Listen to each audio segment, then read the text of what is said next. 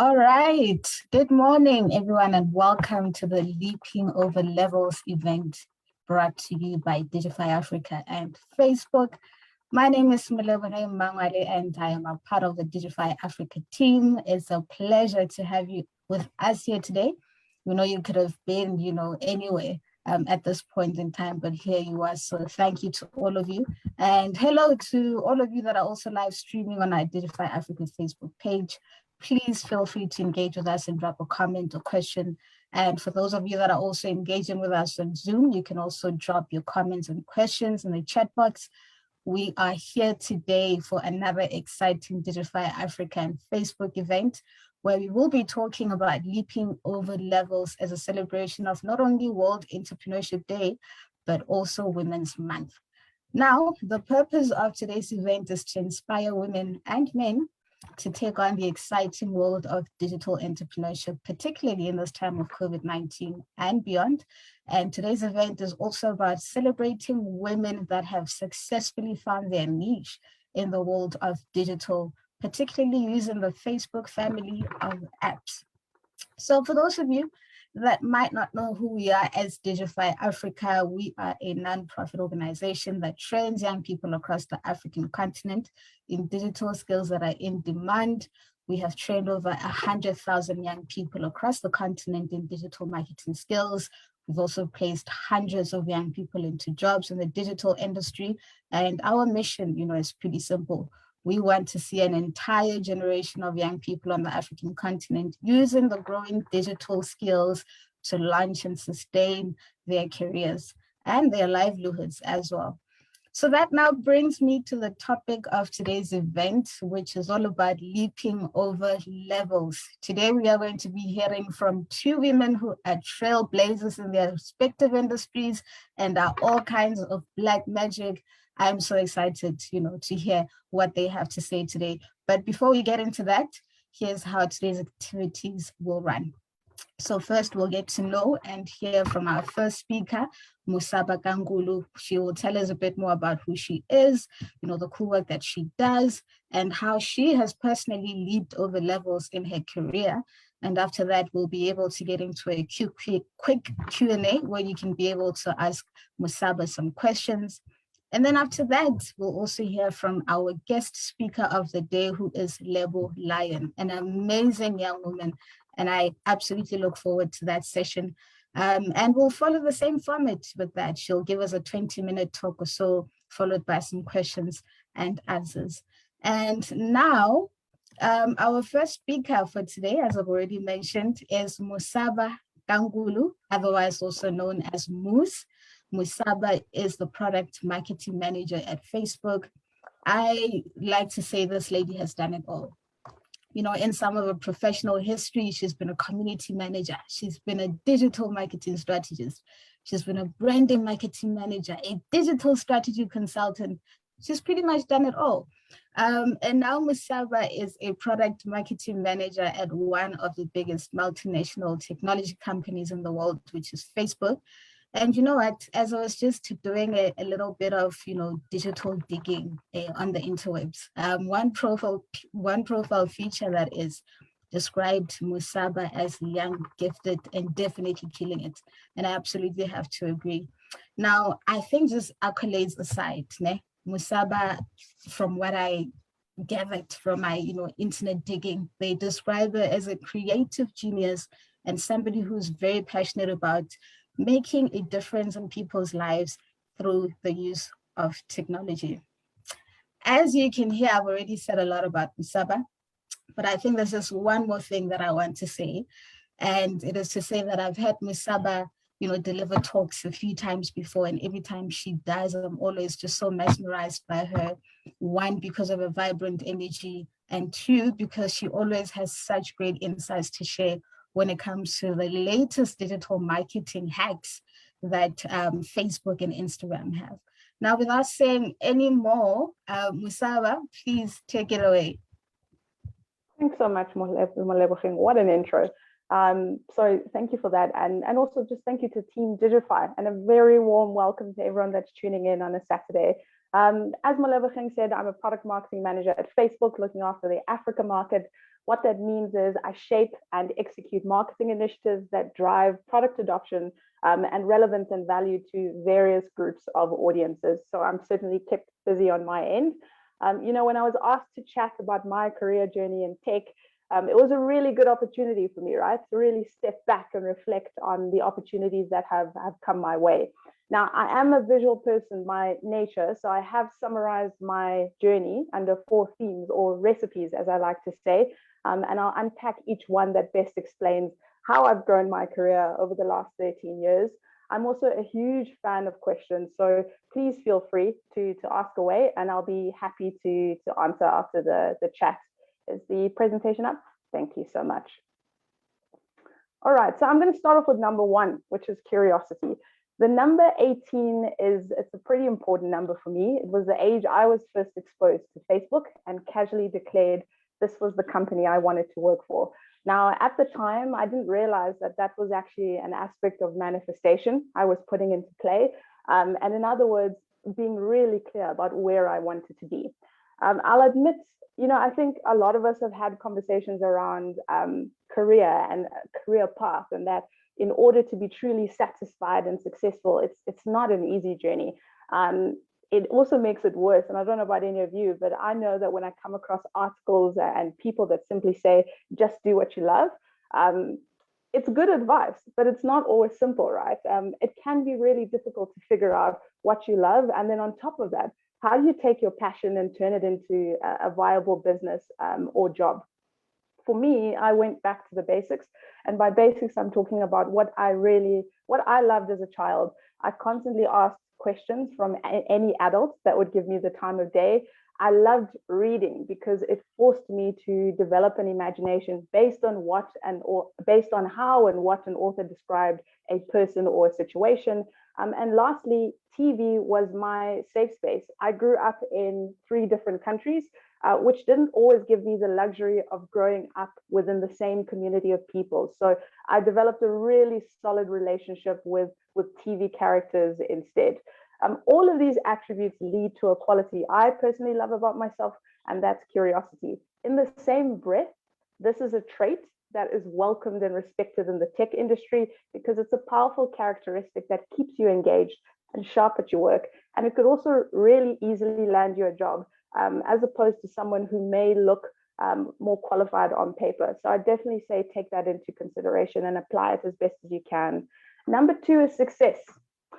13 years ago, 2,500 Rand was my first salary paycheck as an intern with a degree at a very well-known advertising agency. Now, I'm highlighting this because it brings up an important topic as to how we go about measuring success when it comes to one's career.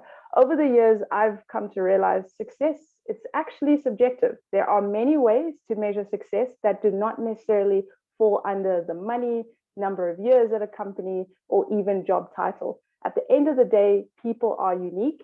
Each of you on the call are unique. You have unique values as well as priorities.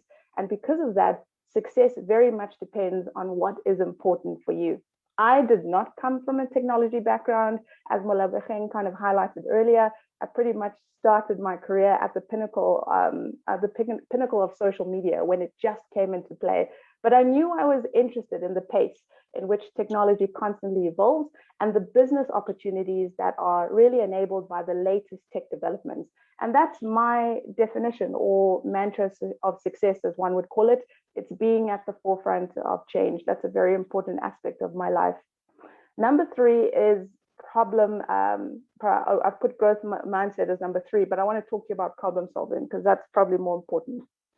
Problem solving is at the core of human evolution. It's the methods we use to actually understand what is happening in our environment, how we identify things we want to change, and then figure things out that need to be done in order to create that desired outcome.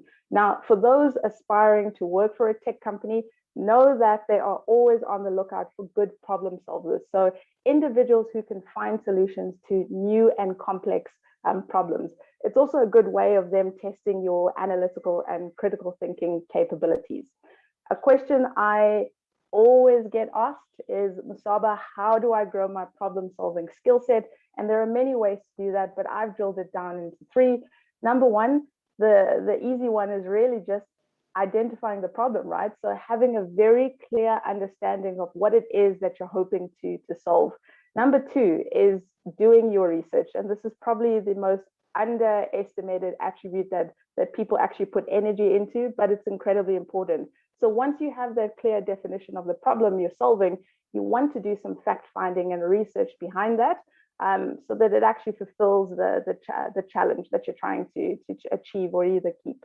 Last but not least is looking for possible solutions. And this is my favorite part because it's the fun stage, right? Where it actually requires creativity and brainstorming to think of many few ideal solutions that kind of fit the use case.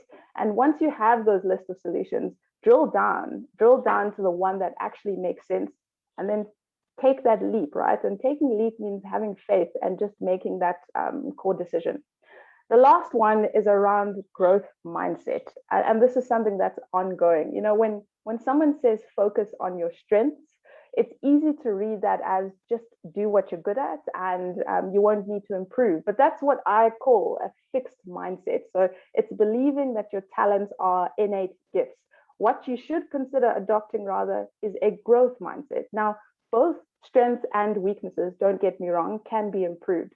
But what I tend to see, and this is also from personal experience in my career, is that people with a growth mindset tend to achieve more than those with a fixed one because they put more energy into learning. Now, pay attention may seem like generic advice, but we sometimes ignore signs of our strengths because we're so heavily invested in improving our weaknesses. And sometimes you have to look at things a little deeper to find those core strengths. So unexpected praise for something that you didn't really put a lot of effort in could be a sign. So could a compliment actually buried in criticism. You know, life has a way of showing you strengths if you pay attention. So I'd really encourage all of you to invest in this, as it forms a very big part of your purpose and why you do what you do every single day.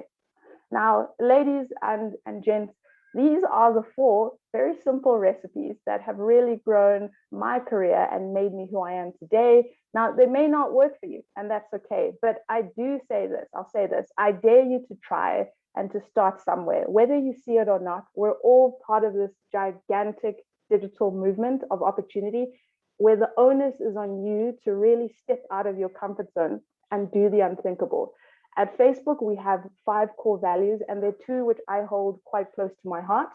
The first one is being bold. So that's building great things and then also taking risks, and that requires courage. And the second is building social value. So it's bringing the world closer together. As a product marketing manager, that's my role in bringing effective products to audiences like yourself, to not just help you, but also to empower you, as well as this continent that I hope all of you love as much as me. And that's really much my why. And I look forward to seeing and hearing yours. And that's it from me. I hope there's a lot of questions that have come through.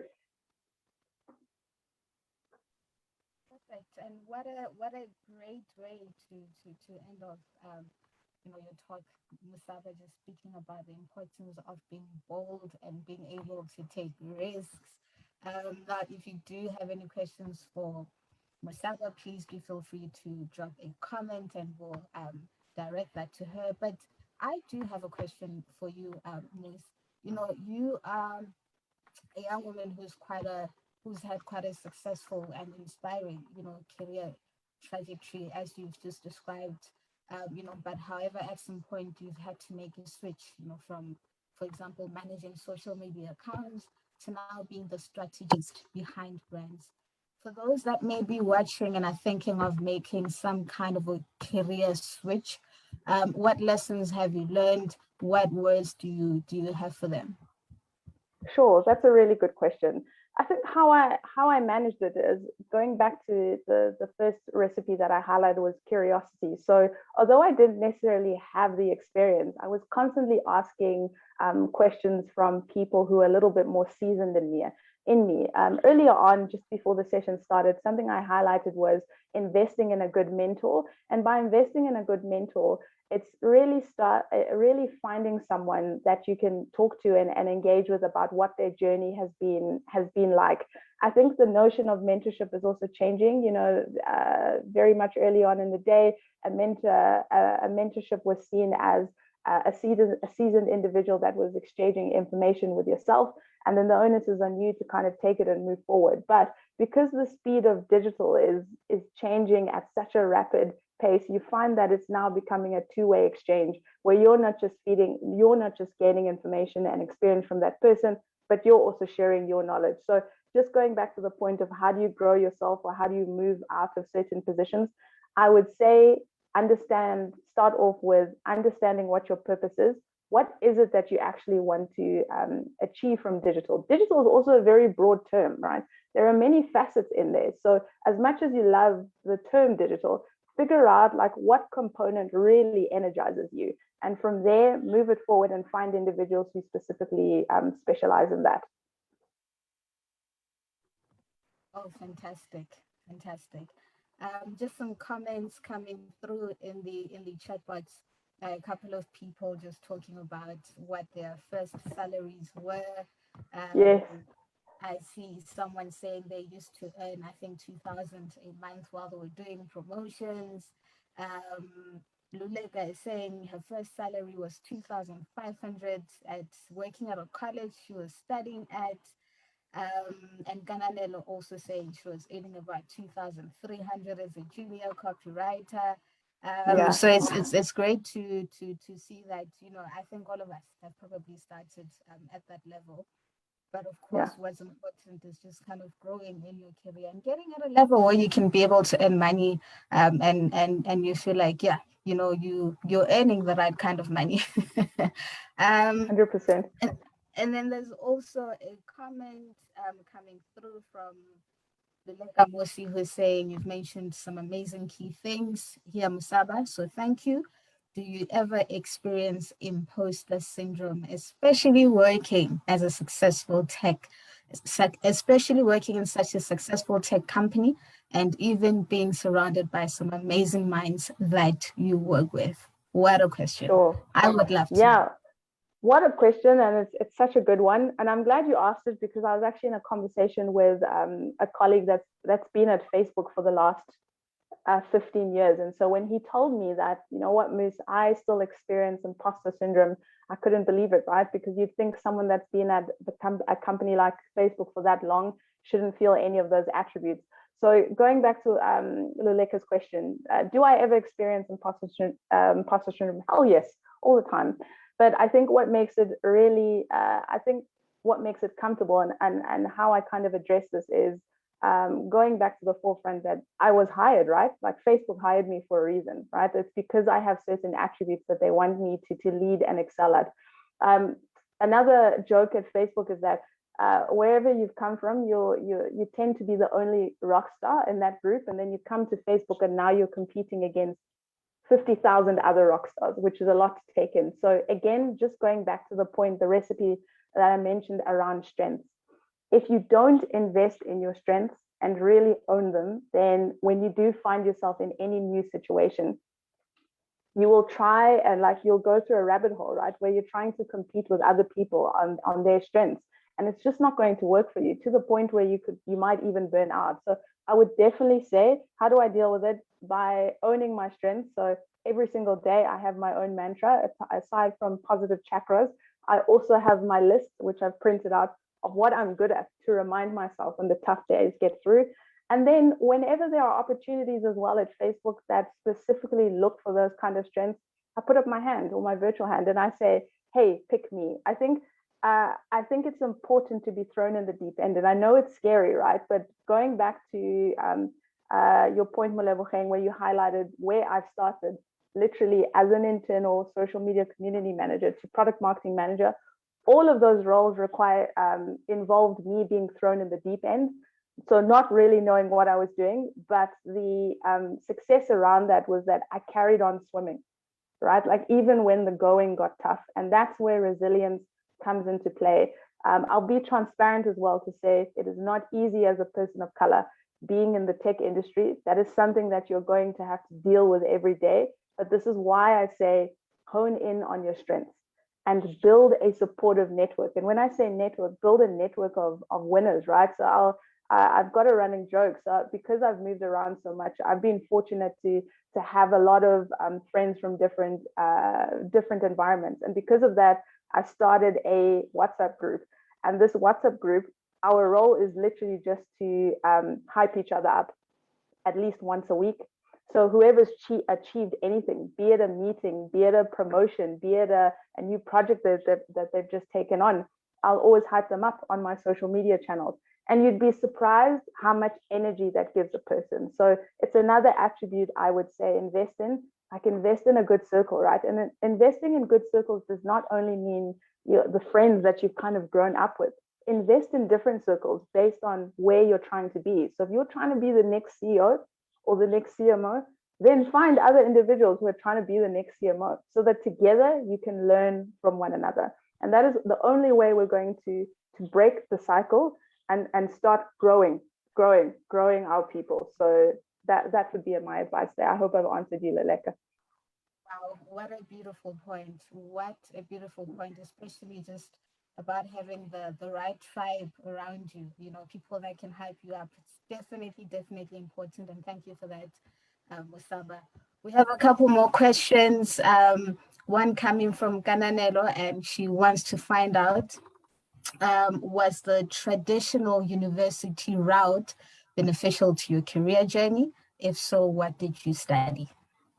Yeah, this is also a good question. So I studied corporate communications. It had nothing to do with advertising, right? Like nothing whatsoever. Now I'll tell you how I got involved in advertising, because that's also it's also a funny story. So I went to WITS and I studied corporate communications. In my second year, I realized that this is probably something I didn't want to do.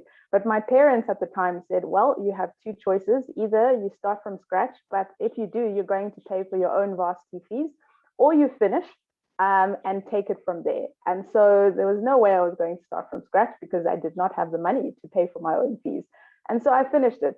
After I graduated, I wanted to take a gap year. Now, for those that have Black parents, explaining a gap year was something that they could not understand. They could not understand how they invested this much money in their child, only for their child to say, just want to take a break and figure life out.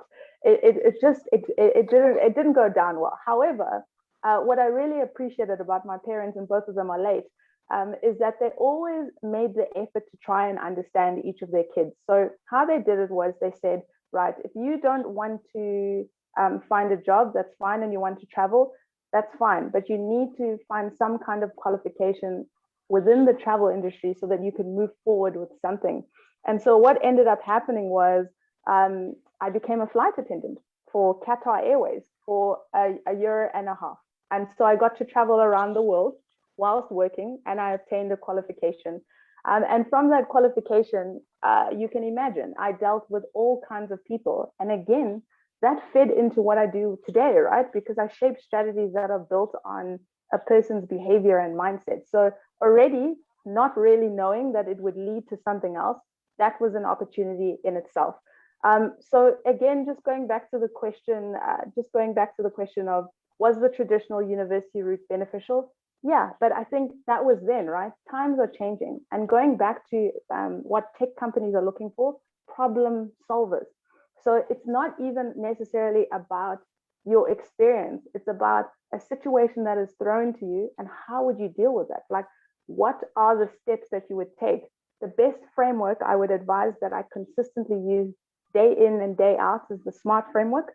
So for those that are not familiar with it, S stands for specific. What's the specific thing I'm trying to achieve?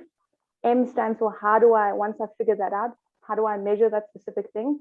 A is for action. So how do I turn it into something tangible and execute it? R is for, is it actually relevant? And then T is time bound. So in other words, how long will it actually take me to achieve X, Y, and Z? I use that framework day in and day out to challenge me. And again, just going back to what tech companies are looking for, it's those attributes. I think what makes us so fortunate about coming from Africa is that we understand what struggle means. We understand that what it means to start from scratch. Now, if you don't own those attributes about yourself, then you don't stand out, right? And so I always make a point of informing my colleagues, yes, this is who I am, but this is why I love Africa, and this is what makes us such a strong continent. So own your deficits, like really own them. You know, something I don't see often is, and something I heavily invest in is, I invest in articles where people talk about their failures, because someone who's able to be vulnerable enough to talk about their failure is a strong leader, because that person understands what personal growth looks like, right? So I would definitely say, you don't necessarily, yeah, it's good to have a degree, don't get me wrong, it's not, but in the world that we're living now, it's not necessarily important. So again, spend time understanding what it is that you're trying to do. There are some job traits where you will have to have a degree, like being an engineer or a doctor, etc. But in this kind of forum, from a digital space, and certainly what I've seen, you don't need to have a traditional career. I'd also like to highlight, though, you can't even get a BA in like digital strategy, right? So a lot of this actually revolves around experience. Wow, you said quite a mouthful there, Musaba, and somebody else also asked in the comments, you know, just following up on this question, actually, do you think that the new generation of marketing youngsters, would you advise them to go to the traditional route, or just kind of pick up on the experience as they go? Also a good question. So I hope all of you know. I hope all of you know that Mark, who's my boss, Mark Zuckerberg, has a Facebook page where he talks about his vision and what he sees. He's a fantastic visionary. We're very fortunate to have someone that constantly thinks about like what the future will look like 30 years from now. One of the things that he's highlighted is the notion that the rise of creators, right? So if you think about it, a lot of the time we still use the term influencers, right? But if you think about how influencers is segmented, particularly in Africa, it's still quite traditional, as in you have your lifestyle, so your makeup, your fashion, etc. What the pandemic has actually done is change that. So because of the amount of people that have been at home, so working from home in their environment, an insight came up where ordinary people have somehow managed to monetize their passion. And that's where Mark said, we need to be smart about this. So you can be anyone that is able to take their passion and monetize it is a creator. So going to the point of just going back to that person's point around digital marketing enthusiasts or the youth, etc. I would say that for those just entering this environment, just start off with building a brand. And I know it sounds easy enough, but I can't tell you how important it is. Like those are the basics in itself. I always find, even when I chat to brand managers who have been, you know, a brand manager of whichever brand you want to talk it over, because I've worked with, I think, now that I think about it, I think I've worked on over maybe 250 brands. I can't remember by now. But something that we always talk about is they invest in building brand strategies for the brands that they work on. But when it comes to themselves, they have no idea where to start. And I think it's because a little bit of that imposter syndrome comes in. So if you happen to be a digital marketing enthusiast and there are insights, you don't need to wait to get a job to prove yourself to show those insights. You can literally use your own profile on social media to talk about what you're passionate about. And again, this is what I love about our family of apps, because our family of apps are there to create these kind of opportunities. And I think that's important. And I think also just the direction of the youth. As much as I'm appreciative of seasoned veterans in the digital marketing and advertising space, there's something more that the youth have to offer. And this is why I love Digify. And this is probably why I can speak to you guys all day, because you energize me with your thoughts and your thinking. Just know that they are just as important, and that you don't need to have 30 or 40 years experience to be taken seriously. You would be surprised at the level of insights we are looking at from you to help shape certain strategies. So I would just going back to that point of the 4 recipes, all of those recipes unfold a truth in investing in yourself. Investing in yourself isn't just about studying. There's a huge personal growth aspect to it. Simon Sinek, also one of my favorite people, the guy that always says start with the why. invest in him as well. He's a good person that highlights the importance of understanding who you are and what you stand for. If you know those attributes, it's a lot, your career journey will be so much simpler from that. If I had to speak to my younger self as well, I would also say, I wish I'd spent more time honing in on that and finding a solid mentor. Right. And actually just touching on that last point, Misaba, and also what you just mentioned now about the importance of being able to invest in ourselves as young people, things that can help us grow. Somebody wants to ask, is actually Bongani Dao, who wants to ask, have you ever reached out to somebody to mentor you and they rejected or ignored you in terms of your proposition? And if so, how did you deal with that? I know it's happened to me. Yeah, so I mean, no one likes to deal with rejection, right? So Bongani, did I experience, oh, apologies for that noise, did I experience rejection? Absolutely. And then I asked a seasoned veteran, I'm like, I can't understand. I mean, I don't understand. I'm young. Like, I have so much to offer. Like, why won't this person mentor me? And you know what he said to me? He's like, okay, let's look at what you said, right? And he's like, this is absolutely flat. He's like, when I speak to you, I see so much passion and energy, but none of that is in your write-up. And let's face it, like the people who you're approaching, they don't have the time of day to kind of look at all these propositions. So the question is, how do you develop your own proposition? And so I changed my write-up completely, and my subject line was, will you go on a mentorship date with me? And I tell you, it worked. It worked because, first of all, people like, date, mentorship, who is this person? And so I would say to you, when you're looking for a mentor, especially one that is well known in an industry with whatever facet, start off with a powerful tagline. Really hone in on why you want to be mentored. You can talk about your achievements, but that's not important for the mentor. Like, what's important for the mentor is, why have you reached out to me? What value do you think I'm going to bring to you? And what's your cred? And cred doesn't need to mean like experience. It can literally mean you as an individual. I would also segment like your mentors into things that you know that you need to work on, or either your strengths. So if you're wanting to get better at public speaking, for example, find 5 mentors you can reach out to around that. If you try and find a mentor to kind of fit the bill amongst everything that you're seeking, it can be quite tough. And I also think you want to diversify your efforts with mentors, because people are different, right? And you want to gain different experiences and perspectives. So that's how I would go about it. Right. Oh, wow. Thank you for that, Musaba. Just a couple of comments coming in. Brown, when Tena is saying she can relate to you. She says her spectrum was she got married young due to early motherhood, and now at 43 years old, she's completing her studies.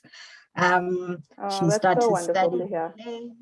Yes. I love that. I love that. And Bronwyn, just going to your point, like, that's such a strong story in itself, right? Like, and I'll talk about, I'm not a parent, but certainly at Facebook, what I've seen is the level of respect that they do give to parents. If you think about the effect that the pandemic has had, and parents now having to juggle the role of not just the day-to-day job, but also now having to become a 24/7 present parent along with the teacher, it's a lot to take in, right? So that in itself is an experience, and I hope, like, whatever you do with your degree after this, that you highlight that as a strength in terms of how you've managed things.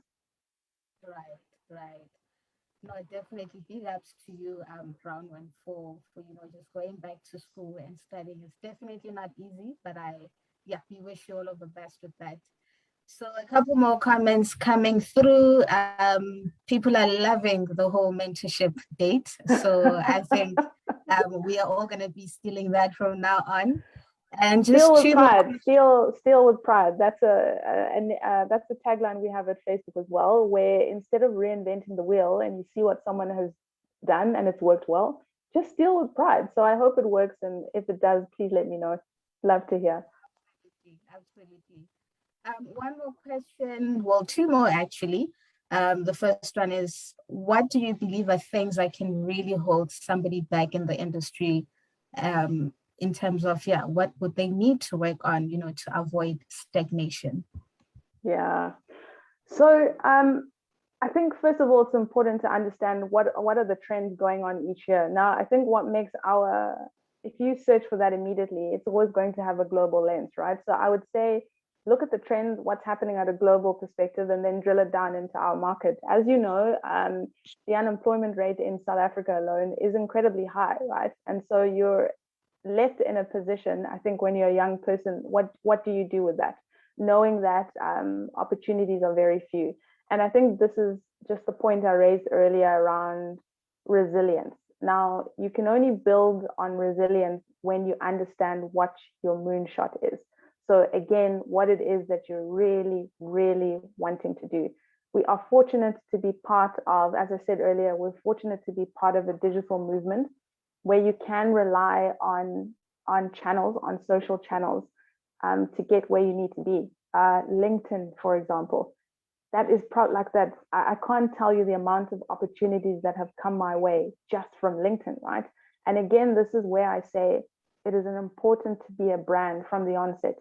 Perception is key. And I think all of you understand that. You know, what you see on social media, people take it what it is. Now, there are pros and cons to that, naturally, but I'm specifically talking about the digital realm and what's happening around the world. So I would definitely say just invest in understanding what the trends are at a global lens, bring that down into what that means for the region that you're based in, and then take it from there. Right.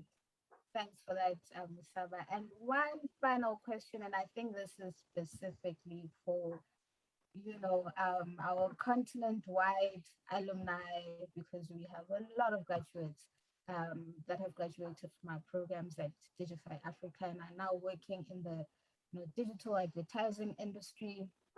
So my question to you is, as someone that's worked on both the agency and client side in the advertising industry, what are the lessons that you can share for somebody that would like to make that switch to the client or corporate side, coming from the agency side?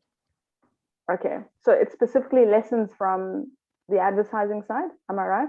Is it lessons from advertising and client? The only reason why I'm asking is because I've been in so many different industries. So, okay, so I'll start off with the agency. I was 20 when I started out, and I think when you start out in the ad world when you're young, you have this dream, right, of not just being part of like this world of imagination, but taking home certain awards, so be it the Lories, Cannes, etc. My advice would be sure of the lessons that you want to take on. A lot of the time, the amount of respect I have for agency folks that constantly have to defend their ideas to clients is fantastic to see. And it's not easy, right? Because you're going to deal with a lot of stakeholders. Here's the thing though, already that's experience you're gaining dealing with different types of people. If you understand how to deal with different types of people, first of all, you're literally going to be in demand because you constantly face different types of people with different kinds of challenges. So if I could go back to my younger self, I would have spent more time understanding different people. The second lesson I could definitely share from advertising that I took in was fighting for opportunity. Again, I think the advertising agency has changed for the better. And when I say change, we are starting to see diversity. To give you context as well, as a product marketing manager, I worked a lot with financial service institutions, and I worked with agencies as well, helping those financial services institutions. When I was in meetings, I was usually the only person of color and the only woman. It was surrounded by white males, or just male in general, and I couldn't understand this, right? So already in itself, like, you can either take that and immediately have imposter syndrome, or you can use that as an opportunity. So fight for opportunities within ad agencies. Sometimes those opportunities won't be in your existing team. It could be another attribute. This is why I always say connect with different people. Also, ad agencies are made up of various folks: analytics, marketing, social media managers, digital directors, creative directors. Chat to them, gain their perspectives. Those perspectives shape your narrative and your brand and what you stand for. Don't wait for accolades. Don't wait for people to kind of compliment you. No, no, no, no. Own your story. Another woman who I adore to death is Bozoma St. John. She's the CMO of Netflix.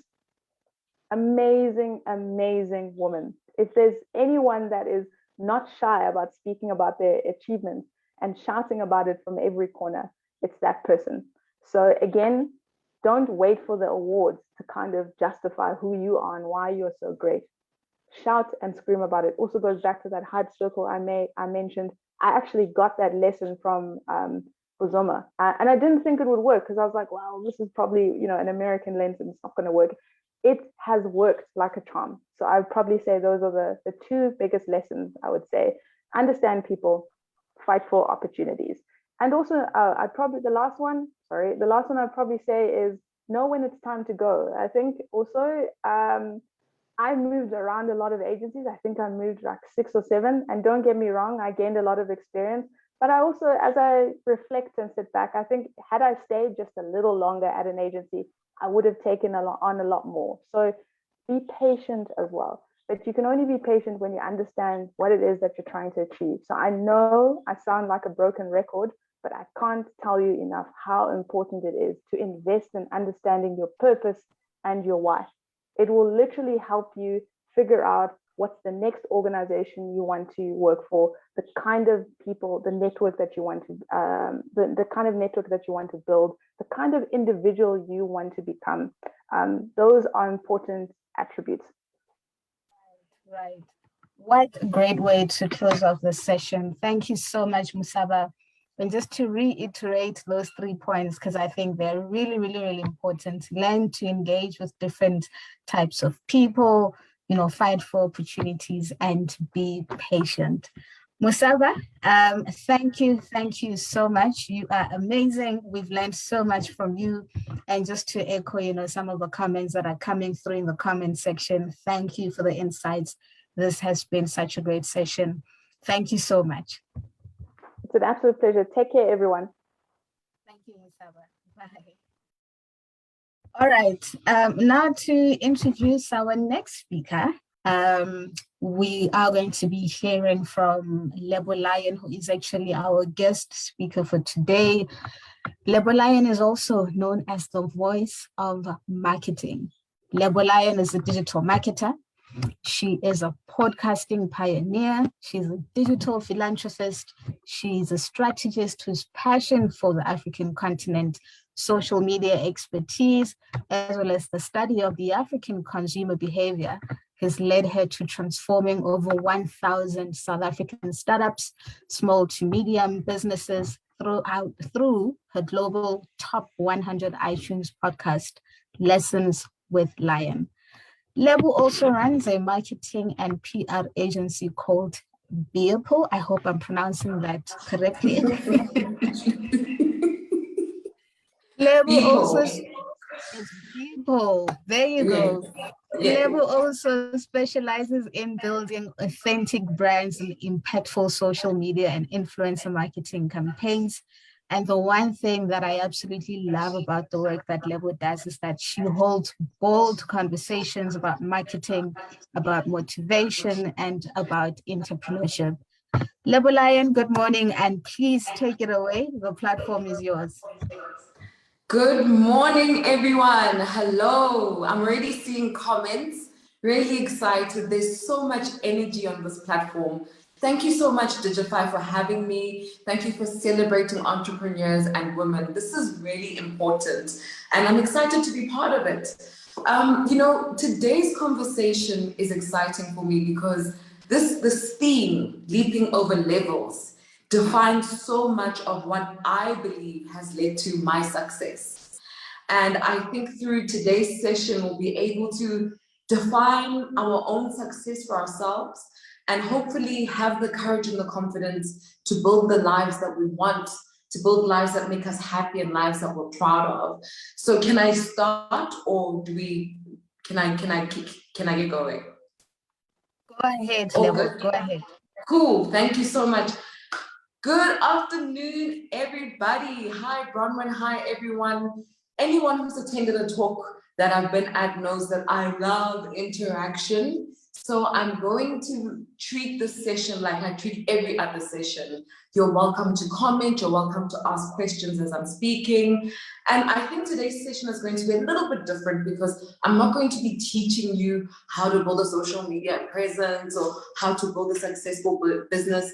Today, I think we're going to be talking about what it means to leap over levels. So it's more of a motivational conversation, and it's about mindset. All of you who've ever engaged with my content know that I'm all about mindset, because mindset is the cornerstone of building the life of your dreams. If your mind is not right, nothing else you do will work. And I'm a living testament of that. You know, to me, when we talk about leaping over levels, I think of pop culture's definition of levels, and that's the milestones that society has created for you that say, this is when you should have finished school, this is when you should have graduated, this is when you should have this car, this is when you should be living here and making this much money. It's all prescribed by a group of people we don't even know, who don't know what our individual callings are in the world.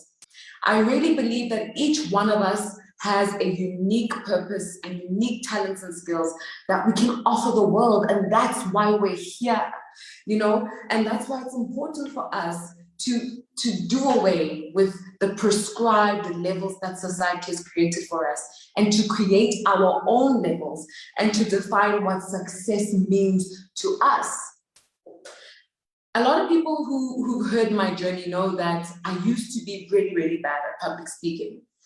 As a child, when we'd have to do speeches in English class, I would be the last child, and the teacher would do it deliberately because they know that I would probably cry, I would be trembling, I wouldn't even know how to finish my speech because I'd just lose the words because I was so nervous about speaking in front of people. And I remember one day in grade 6, the same thing happened. It was English class, it was my turn to go up and share my speech with the class. And I just couldn't. I was crying, I was a mess. And my classmates were trying to hide the fact that they were laughing at me once again for being afraid of sharing my speech with the class. And I remember thinking to myself, this is not who I am. This is not who I'm destined to be. I am a good speaker because I know I have something to say. And I need to move past this fear. I need to go through this fear, and I need to change this because I want to show the world what I can really offer it. So in the school holidays in that year, I decided that whilst other kids were outside playing, I was going to start practicing speaking in front of my teddy bears. So I lined all my teddy bears up against the wall, and literally every single day, I would wake up, get dressed, do whatever I have to do, and then start saying my speech to my teddy bears until I could eventually say it without cue cards in my hands. And when first term started in grade 7, I was ready for English class.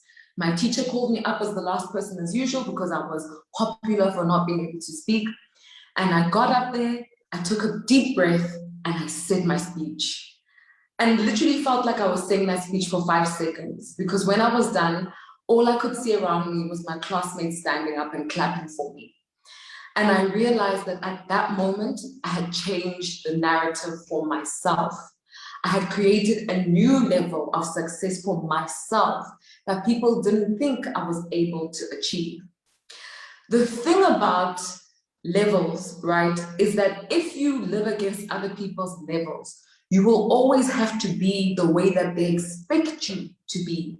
And when you live against people's expectations or towards people's expectations, you can't grow into the person you were meant to become. And so in me taking power and saying, I know I'm a great speaker and I'm going to show people, I defined that level for myself. I said, this is a new level for Level, and in this level, she's an amazing speaker. And I achieved it.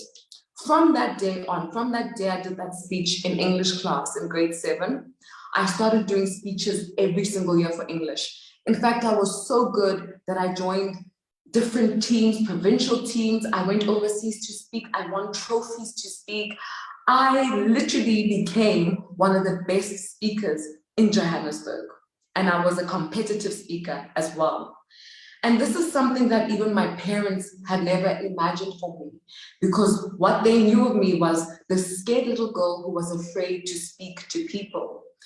I think I was quiet from the time I was born until that day in grade 7. I didn't speak to people. I was shy. I didn't know how to use my voice, and I didn't want to engage with people because I didn't really know who I was. And from the time that I'd set that level of this is who I am in my ideal existence, I am a great speaker. I'm a confident person. I'm a person who knows how to use their voice. I became those things. And so I'm a big advocate for people creating their own levels, because my entire life has been a manifestation of the levels that I've created for myself. We can even extend this concept to entrepreneurship. My friends know that I've been an entrepreneur since we can remember. Even when I got to varsity, I was that girl who had a new business every single 3 months. I was selling different things to my peers, to my lecturers, anybody I could find. I was presenting my new business to them and trying to sell. Sometimes it would work, but most times it wouldn't. And my friends couldn't understand why I was so driven by my failures, when they were saying, but you're so good, you're so smart, the teachers love you, you get great marks, why don't you just try to be on the honor roll? Why don't you just try to be on the dean's list, get a job and be happy? Why are you choosing this difficult path? And I said to them, but I enjoy this process. Failure for me means I have more tools to implement in my next business. And so I think my next business can be more successful because I have more tools in my arsenal. And this isn't something people taught me. I just decided to lean into the feeling that I found and got an experience when I was enjoying the process of doing things. And my parents didn't understand, people around me didn't understand it. They'd said, but we worked so hard to take you through school. We've worked so hard to put you here. We've been supporting you. Why do you want to choose a tough path when you could do it the easy way? And I said, because your easy is my difficult. My easy may be tough for you, but it works for me. I believe I was called to be an entrepreneur.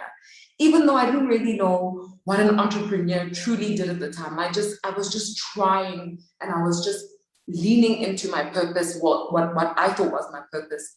And I was trying to build a life that made sense to me. And for a long time, things didn't work. A lot of my friends were graduating. A lot of my friends were getting really great jobs. They were getting those cars at 25. They were achieving the societal milestones that we had to achieve. And I wasn't, because every time I would make some money, I'd put it into my business. Every time a business would fail, I'd try something else. And so I didn't have the security and the validation of structures like corporate, of things like a master's degree, or having the car or credit at the bank. I didn't have those things. And people judged me for that. I lost a lot of friends because they couldn't understand why I didn't want to assimilate to their definitions of success and to their definitions of what we should all be. Over time, I accumulated so many lessons from having failed businesses, from having businesses where we made a lot of money, but the teams just didn't work, so we had to dissolve the businesses, from trying different industries. I mean, my first big venture was a tech company, and we were presenting to bank CEOs, we were presenting to the government, and we found ways to get into those rooms in the most creative, most exciting ways, and I remember enjoying that process.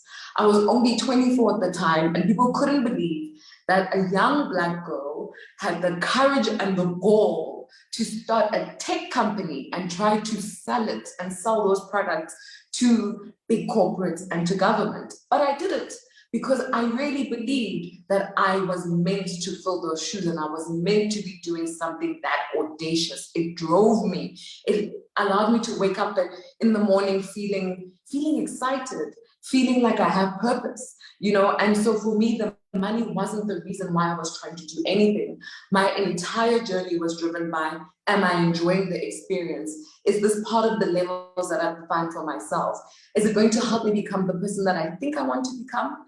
And is it going to allow me to build a life that makes sense to me, a life that I love, a life that I'm grateful for? And so when we had this tech company, it was the first time I made a significant amount of money with my business partners. But the business still didn't work because we didn't have the team dynamic that made sense for the kind of growth that was needed for that business. And for me, that was probably the biggest learning curve in terms of what it means to be an entrepreneur and the true value of starting a business and the true value of offering anything to the market, which is people, and the relationships between people, the relationships between brands and people, the relationships between businesses and people, and the idea that the most successful things in the world that are created in the world are all deeply rooted in creating good relationships with others. And that literally shifted my entire perspective on what I believe value was in business, value was in life, value was in anything that I was doing. That at the core of everything, relationships and how we connect with one another is the core of success in any commercial venture that you want to do. And that's what brought about Label Lion. Because Label Lion is somebody who decided that I want to change how we sell and market things to people, to businesses, and to the market. I want us to be marketers and businesses that are people-centric, but not only people-centric, but relationship-centric. How do we create value by building connections with others? And how do you commercialize that? Because I believe that a brand is the manifestation of a real connection that businesses create with people. And I think as entrepreneurs, if we're really trying to build legacy businesses, if we're really trying to create new levels in our industries, new levels in our own lives, we want to build brands. We want to build something that outlives us, something that impacts people beyond our product or our service. The thing that makes people feel something, the thing that makes people feel like this adds so much value to my life, so much that it's a part of me, so much that I can't go without it, so much that it's no longer a product or a service, but it's a part of the definition of how I create the life that I love. And so I think that tech company and the failure of it because of our team dynamics really shaped the way that I wanted to do marketing on the African continent. And so because my business had dissolved and I had to find a new purpose at the age of 26, I thought to myself, what do I do next? And obviously, because I'm Label Lion and I love taking risks and I like excitement, I said to myself, let me try create a personal brand. I've never done this thing before. Let me see how I can be disruptive in the marketing industry by doing things a little bit different. And this was all just me experimenting. I didn't know if it would work, but I just said, who cares? I want to experience this. I want these lessons. I believe that I'm going to use these tools one day to do something incredibly profound. And so I started a podcast all about marketing. And I had the audacity to talk about how I imagine marketing should be and the world that I want to see in the marketing that I want to see in businesses, in corporates, and in brands. I didn't have expectations for this podcast. I thought to myself, I'm going to record, maybe for the first 2 years, I'm going to have 2 to 10 listeners, and I'm okay with that, as long as I get to share my vision of the world with other people. But what happened was incredibly profound, and I don't know how it happened to this day. I don't know how it happened. But I remember I had about 250 followers on Twitter at the time, and I had my podcast, and I would share the podcast on Twitter. And for some reason, people just caught onto this podcast. I wasn't doing a lot of marketing for it. They just caught onto the podcast. For some reason, it got onto the iTunes Top 100 charts. And it was the first marketing podcast in Africa that got onto those charts. I was on the charts with people like Gary Vee, people like Simon Sinek, people who are incredibly influential voices and figures in the marketing industry. And I thought to myself, how is this happening? Within the first 5 months of creating this podcast, I was getting emails from publications like Vice and Sprout Social and all of these marketing communities in America and in the UK who were saying, we really like your voice. We haven't heard a voice like this coming from Africa.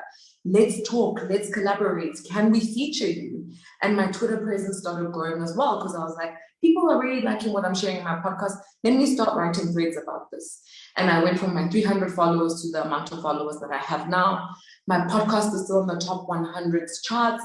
And now I speak on global stages. So I get different corporates, different brands who will literally email me and say, hey, we're a company from the States, we're a company from the UK, we're a company from New Zealand, we're a company from anywhere else on the African continent. We would love for you to speak to our team about how to do marketing differently. And these things validated this idea that by creating the life that I want and the world that I want to see, it can add value to how other people build whatever is valuable to them. And continuously, every single time that I try to do something that I believe in, I see a shift in the spaces that I'm in and the spaces that I occupy. I see a shift in how I connect with others because they want to be associated with somebody who truly believes in something. And I don't think we don't talk enough about how contagious it is and how inspiring it is to be around people who are driven by value, people who are driven by purpose, people who are driven by passion. You know, even on the African continent, you can still monetize, you can still leverage from being passionate about something and trying to commercialize that thing. Never, ever, ever allow people to tell you that you can't do something. Whenever people ask me, how did you get your job? I say to them, I designed it. It didn't exist before I created it. Whenever people ask me, how did you create your agency? And I just started. You know, nobody told me. People kept saying to me, it won't work. And I said, that's okay. If it doesn't work, I'll learn. So I'm okay. But I've always been creating my own levels. When people say, Lebu, now that you have international speaking engagements, you should be doing this. I say, no, I'm going to go this way because this is what I want to do. And I think the more you learn to trust in your instinct, the more you learn to trust in whatever God has planned for you, that voice within you that says, go here instead of there. Whenever you learn, whenever you believe in the path that is made for you, whenever you have the courage to design something that isn't seen by others, whenever you have the faith to create something that you think might have value, I think you start to find more purpose. I think you start to find more enjoyment in life. I think you start to become more confident because you're defining life for yourself. You're defining who you are to other people. And you're making sure that you create the narratives that exist about you. And it's so empowering to own your story. It's so empowering to be somebody who says, people call me this because I told them to, right? That's empowering. I think sometimes a lot of people, they feel like corporate is draining or they feel like their business is draining them because they're allowing other people to tell them what it should mean to them. And the shift occurs when you start to tell yourself what it should mean to you. And the shift occurs when you have the courage to say, I don't want to do this anymore. I want to do this. Or I don't believe in that. I believe in this. Or I want to go this way. And I've changed my mind now. You know, my entire life is literally a testament to the idea of creating your own level, leaping over societal levels, and leaping over your own levels. Because I've designed my career, because I decided to stand for something that I couldn't commercialize 5 years ago, or even 4 years ago, when COVID hit, my business grew.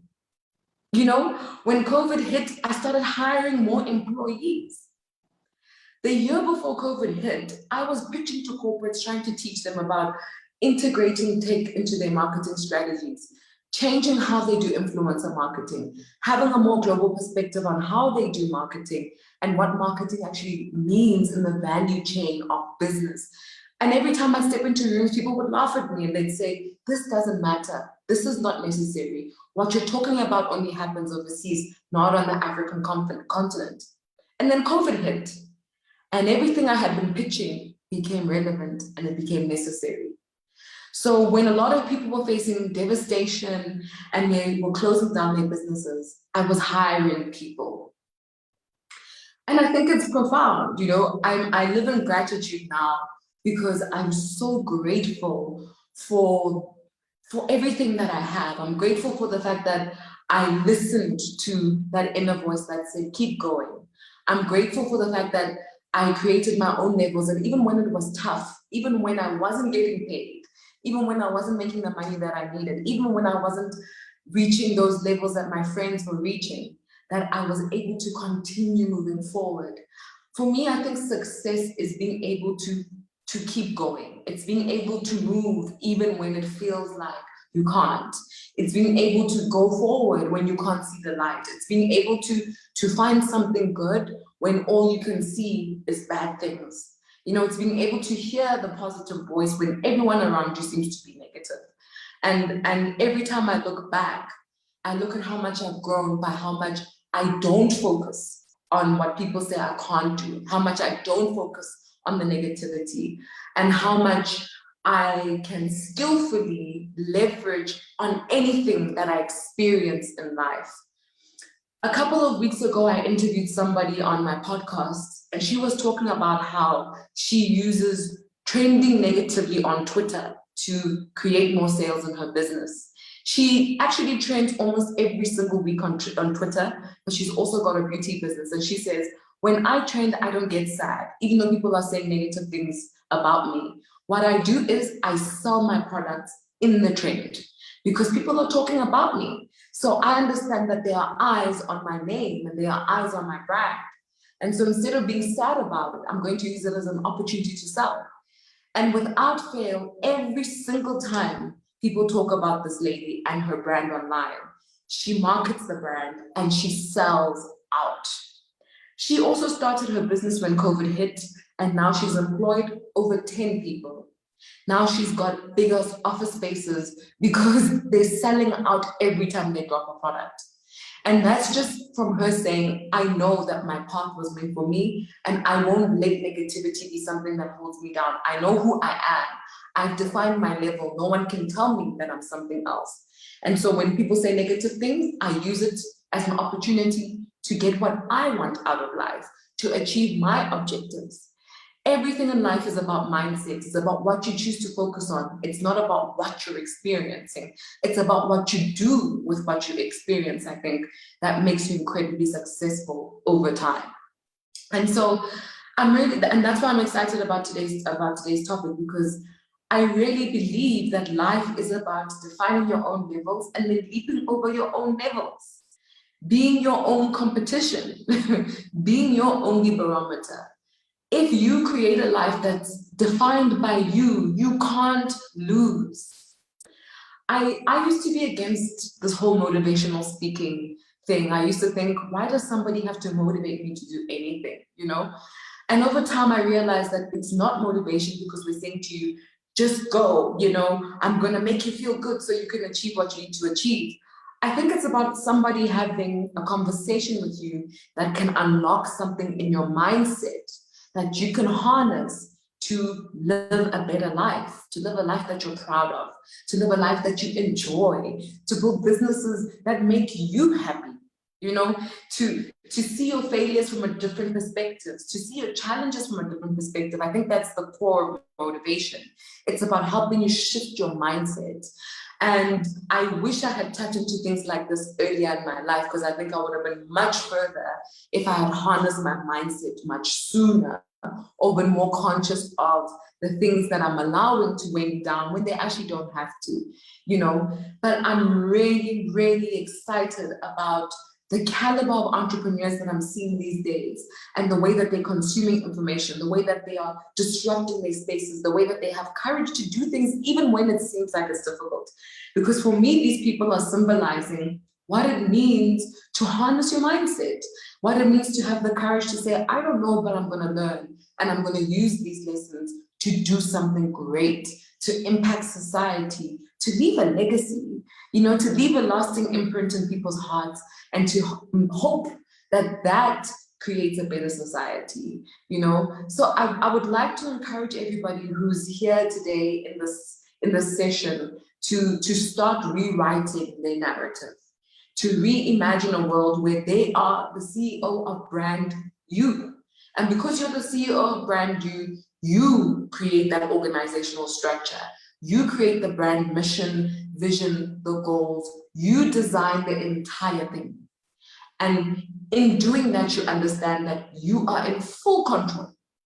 And you can make it whatever you want to make it simply by believing that you are worthy of everything that you do.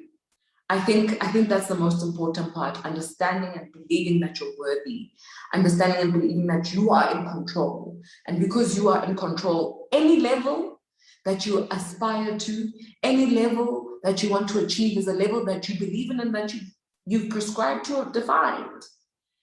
And I'm challenging you to define your own levels. I'm challenging you to compete with yourself. And I'm challenging you to build the life of your dreams. I think now we can go into some questions because we've laid a very good foundation, and I've been seeing a few things pop up, so I want to go into them. Let me just see how I do that. Okie dokie. I don't know. Can I get a bit of assistance in terms of the questions? Moleboheng, anybody? Yes. Are there questions? Yes. Thank you. Thank you so much. This has been really, really amazing. I don't know why my camera won't switch on, but I think if my face, would be an emoji, it would definitely be the fire emoji right now, because I'm just like, wow, this is amazing stuff. So we do have some questions and comments coming from the chat box. Lots of comments, actually. A lot of people saying that they can relate so much to what you have to say. And Wiganyo is specifically talking about how she is slowly but surely breaking out of her shell the more she learns about herself and owning her strengths. And I think it was Simbo, if I'm not mistaken, earlier on, who mentioned about the importance of really investing in one's self-awareness. And I think Wiganyo's point about that just touches on it. And there are some other comments, people just saying, you know what, they've recognized that it's important not to sell themselves short because of fear. It's important to turn their fears into strengths. This is coming from Bongani. And let's see. So if it doesn't work, I'll learn how. People are really, really loving that. And just as I put together the questions, I think I really want to reiterate just your last points about the importance of rewriting one's narrative. That in doing that, it's important to first, create your own level and really understand what that is. And secondly, to leap over society's levels and not to let the pressure of the world get to you as an individual as you redefine what it is that's important to you. And thirdly, you know what, just leaping over your own levels as well. I love that. I love the whole concept of a person being their own competition, because it allows you to grow as a person. So thank you for all of that. Let me just scroll down again and try and find some of those questions. Somebody's asking, we touched on rejection with Musaba earlier on. How do you handle rejection, especially when you believe so much in your concept? How do I? How did you handle rejection, especially when you believe in your concept so much? Wow, that's a tricky one, only because I think over time, as you grow in emotional maturity, you handle rejection differently, right? In the beginning, I used to internalize rejection. So I thought, they're saying no to my idea because they don't like me. And there's something wrong with me, so I need to change me in order to get people to like my work. And then over time, I realized that, creation is creation, and you need to create without expectations, right? So enjoy the process of creating and reward yourself for doing that, and applaud yourself for having the courage to create. Whether or not people understand your creation has nothing to do with the value of your creation. It just means that at that point in time, or in that room, or in that certain group, it's not valuable to them, but it doesn't mean that it does not have value. You know, there were times when I would pitch ideas and people would laugh at me. And I would go to different rooms and I'd pitch exactly the same thing and they'd find so much value in it. You know, before my podcast was liked by thought leaders in South Africa, it was liked by thought leaders overseas. You know, I've had people like Simon Sinek saying, this is incredible. We love what you tweet. We love what you write. We like what you're saying. And then in South Africa, the thought leaders started saying, maybe she's saying something valuable. You know, so I started saying, I'm going to create without having an expectation of the outcome. And so whether people say yes or no, I'm going to keep going anyway. And so rejection for me is just, okay, go to a different room or just, you know, maybe iterate or do something different. But it didn't mean stop creating. It didn't mean you are not valuable. It just was a moment. You know, I think that's what's helped me. So rejection is a moment, success is a moment. It's all just a moment. The process of creation is the most valuable part. Right, right. And just touching on that level, Bongani would like to know, how do you, as Level Lion, take care of yourself? Especially because, you know, he understands that there could be a lot of pressure that you deal with as an entrepreneur, you know, as a speaker, as a content creator, you know, as a, you know, somebody in really in the public, in the limelight. How do you take care of yourself? I make sure that I don't allow other people to tell me what should matter to me. I know this sounds really weird because it's like, but how is that taking care of yourself? But the thing about it is, especially when you're building assets online, if you're not careful, you become victim of people's validation, you become victim of trying to subscribe to different communities and trying to fit in with them because that's what seems to be working. So I always try to do everything from a place of me. I'm my own anchor. When I go onto Instagram, I create what I want to see, not what I think other people want to see. And I manage my participation in every space that I'm in. You know, whether it's a meeting with a prospective client, if I say I'm only going to be here for 45 minutes, I'm only there for 45 minutes. You know, because my time matters to me. If I'm going to be in a certain community on Instagram or Facebook or Twitter, whatever the case may be, if the conversations don't fit what I'm trying to achieve, I leave. You know, I have very, very clear boundaries and I enforce them as soon as I see a situation where I need to enforce those boundaries. And I don't subscribe to what is it called, hustle culture or no sleep culture. I sleep. I have a life. And my weekends are sacred to me. If I'm not working on a special project that I charge clients extra for, if I'm working on the weekend, I charge you more because that's my resting time. If I'm not working, I'm usually not online. I'm literally taking walks. I'm spending time with my family and friends. I have very clear boundaries, and it's also come over time because when I was younger, I used to think, oh my gosh, you have to work all the time. When the client says you must be available because opportunities, blah, blah, blah.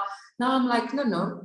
If it's meant for me, it will still be there on Monday, you know, so it's okay. I need to have boundaries and I need to prioritize just living normally. Before I tried to be Level Lion and I tried to be an entrepreneur and I tried to be everything to everybody. I make sure that I prioritize what matters to me first. Absolutely. And that's really, really important. You know, just self-care, being able to take care of yourself holistically as an individual. Earlier on, you mentioned how you creating your personal brand was the game changer for you, especially after, you know, the projects that you were busy with kind of collapsed and didn't work out. So just a question around that. Somebody wants to know, Kananelo wants to know, how would you describe the Level Lion brand? That's the first question. And then another question is, what are the top tips that you would give to people out there who'd like to build a really authentic personal brand? I think I would say that the Level Lion brand is a brand that encourages other people to dream and disrupt, no matter who they are, where they come from, or what their circumstances may be.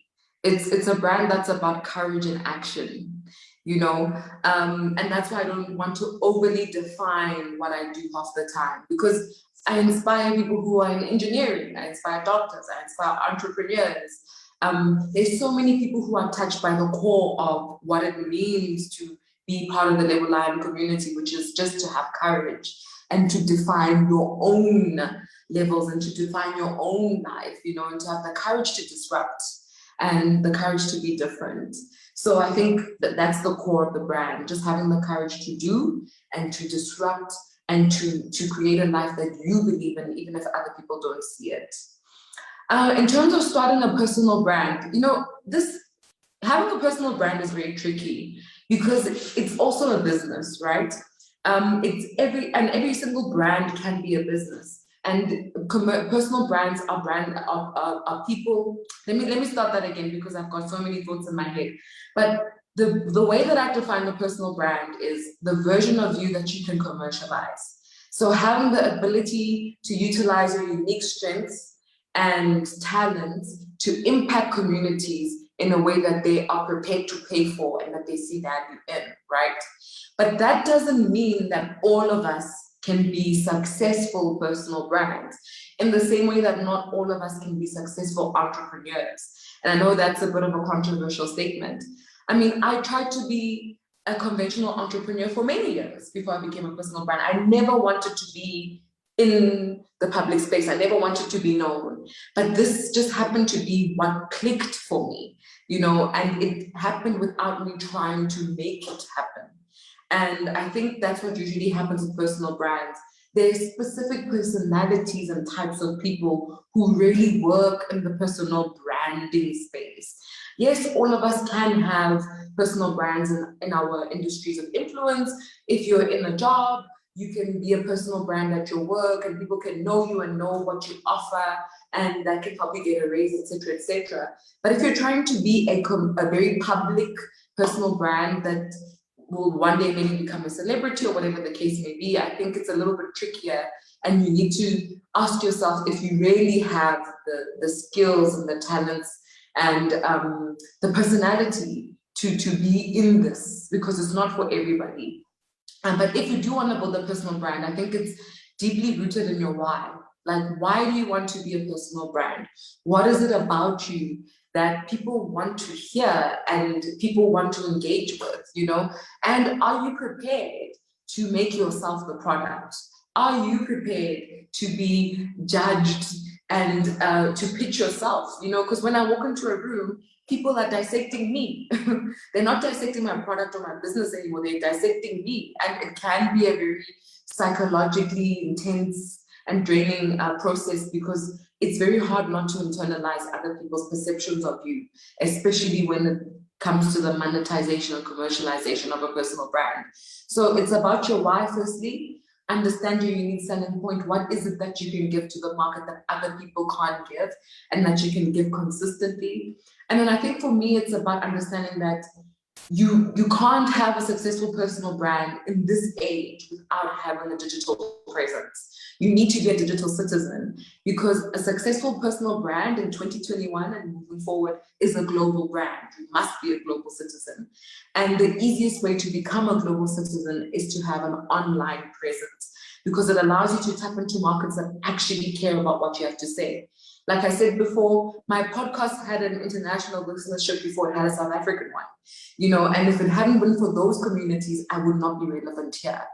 And so understand that you need to also find spaces and places that understand your unique offering, that might not be something that your immediate environment understands.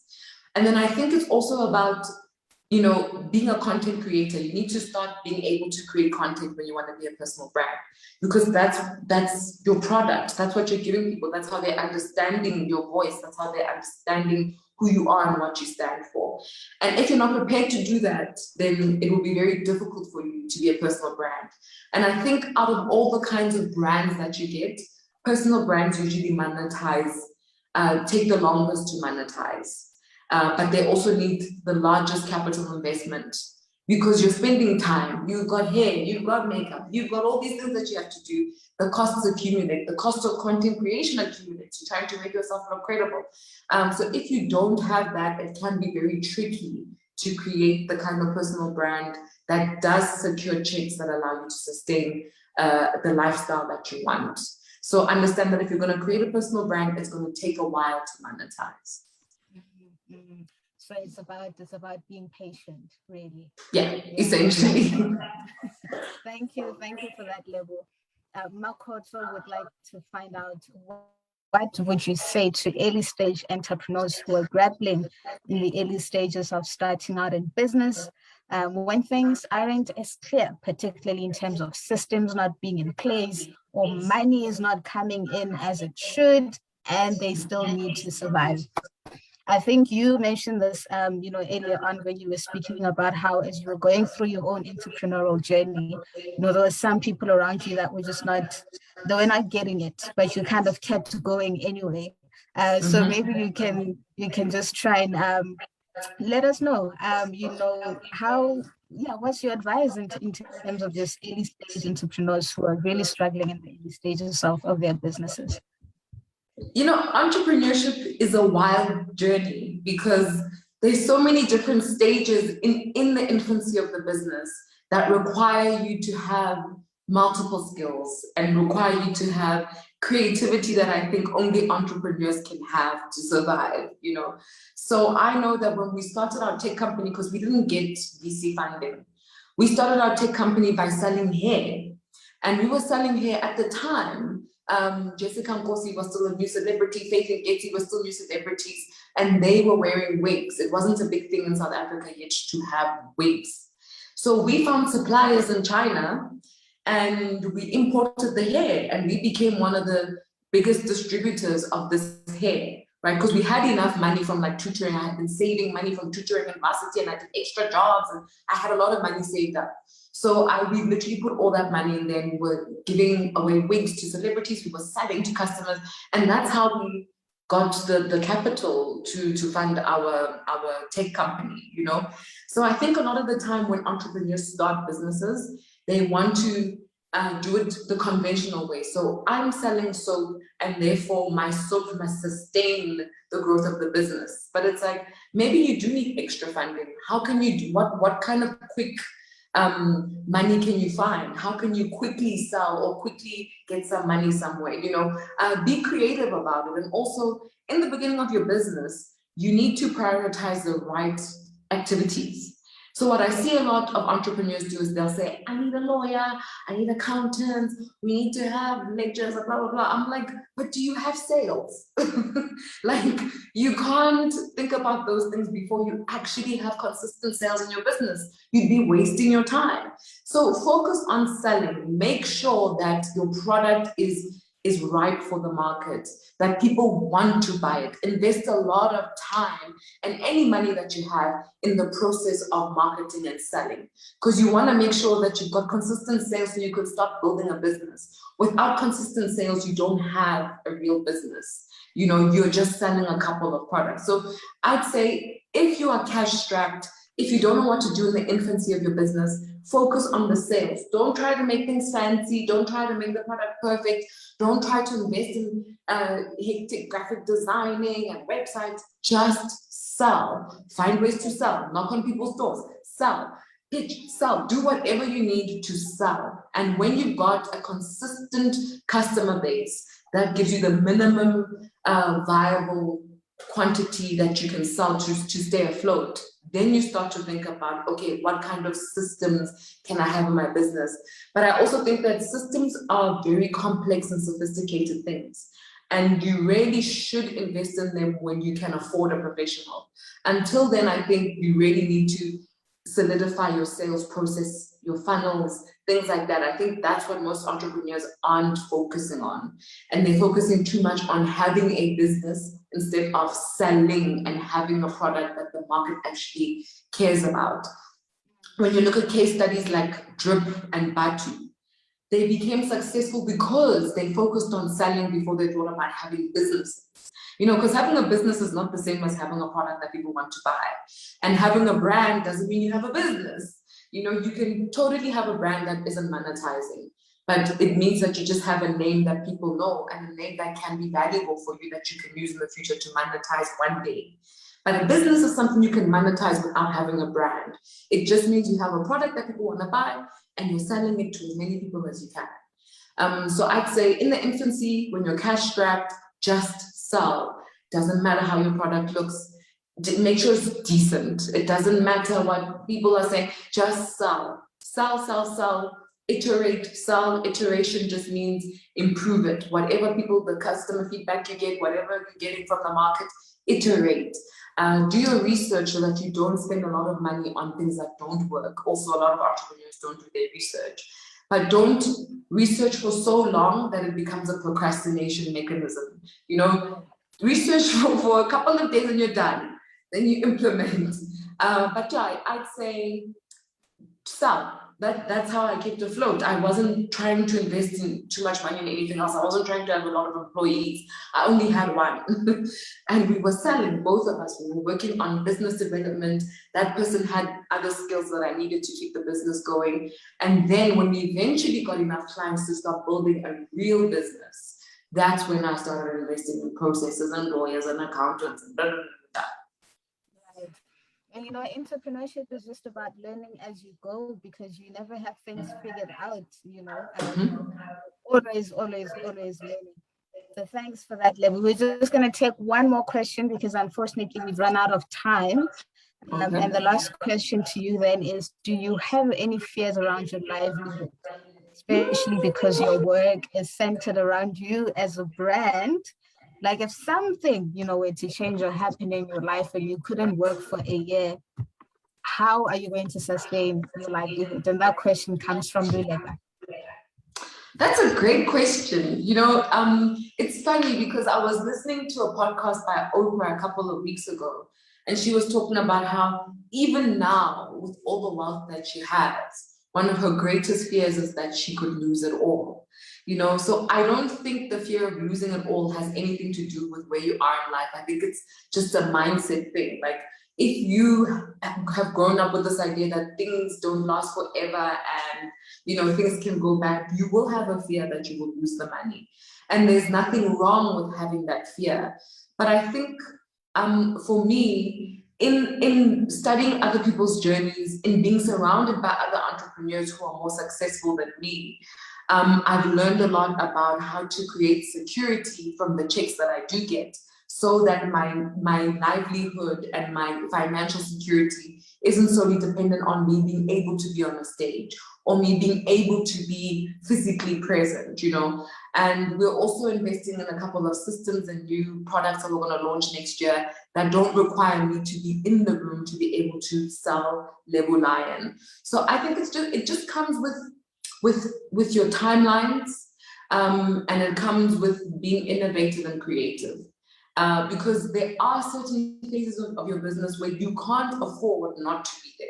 So if your business is in its infancy, especially your personal brand, people want to see you. They don't really know who you are. They've only heard about you. So even if I created something innovative where you can have me when I'm not there, they still want me there. But over time, the demand changes and then you can diversify your product offering. And I think if you have those kinds of structures in place where you see yourself as a business and you can see the future product you're going to offer and the different offshoots that you're going to get from being Level Lion, then you can feel more confident and comfortable about your financial security. But also, aside from being a personal brand, so aside from being Level Lion, who gets booked to speak, and I have an agency. My agency runs without me half the time because I'm out there speaking, I'm out there doing other things. So because we've created those systems in there, it's like I have a 9-to-5. You know, I get a salary from my own business and I use that salary to invest in things. The money that I got from my tech company allowed me to buy a couple of assets cash. And that really allowed me to create some kind of security for myself. So I know that no matter what happens, I'll always have a house to live in.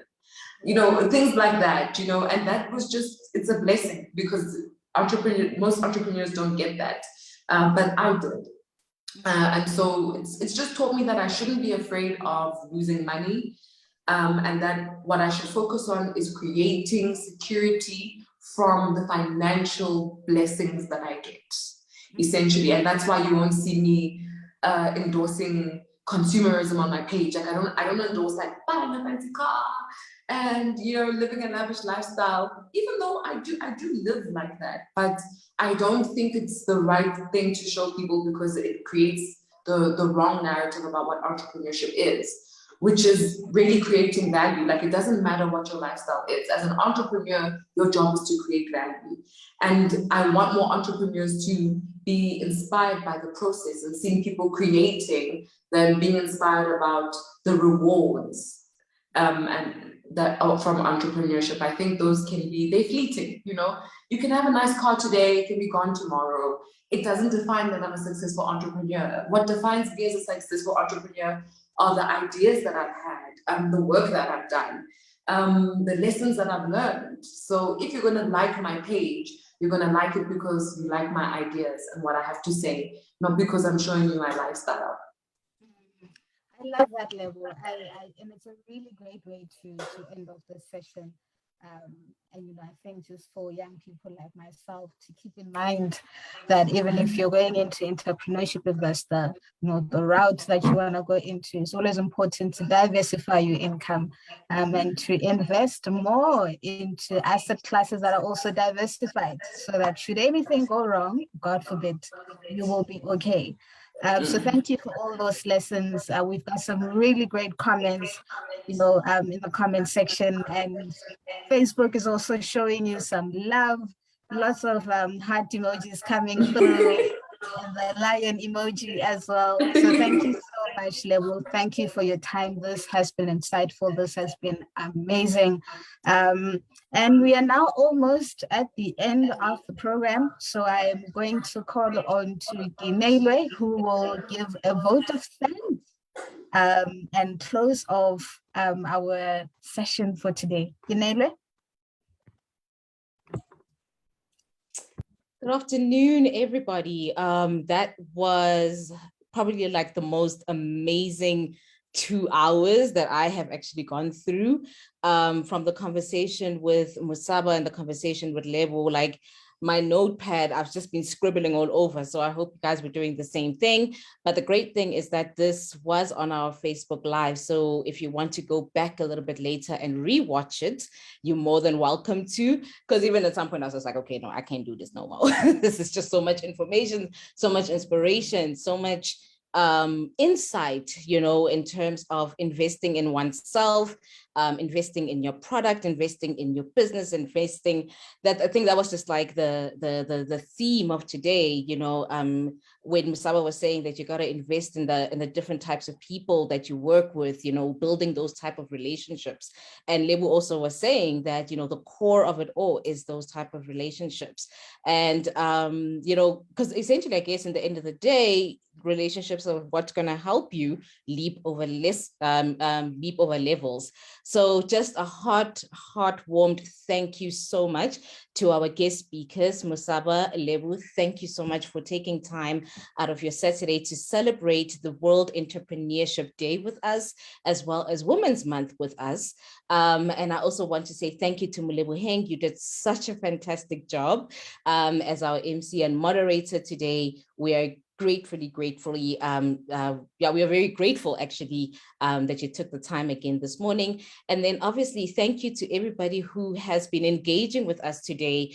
Your questions brought even more insight than that we actually had expected. So again, thank you so much for taking the time this morning to sit in our conversations and make this event such a success. And going forward, regarding to people who are who have small businesses and they really want to know a little bit more about how to become a little bit more successful in the digital landscape, we here at Digify Africa have some free Boost with Facebook sessions that we run every single month at the end of the month. So please do just follow us on Facebook at Digify Africa or Instagram and even Twitter, because we do announce the registrations for those sessions. We cover all the elements that go with building your online presence, using the Facebook applications. So everything that's got to do with WhatsApp for Business, how to communicate with potential clients, everything that has to do with having a Facebook business page and how to build it as a proper storefront for yourself, and Instagram, how to be a little bit more authentic so that you stand out to your customers. So those type of the conversations that we cover at the Boost with Facebook sessions that we have every single month. So like, once again, please do just follow us at Digify Africa so that you can get a little bit more information. And with that, I will love and leave you. Have a fantastic weekend. Stay warm and stay safe.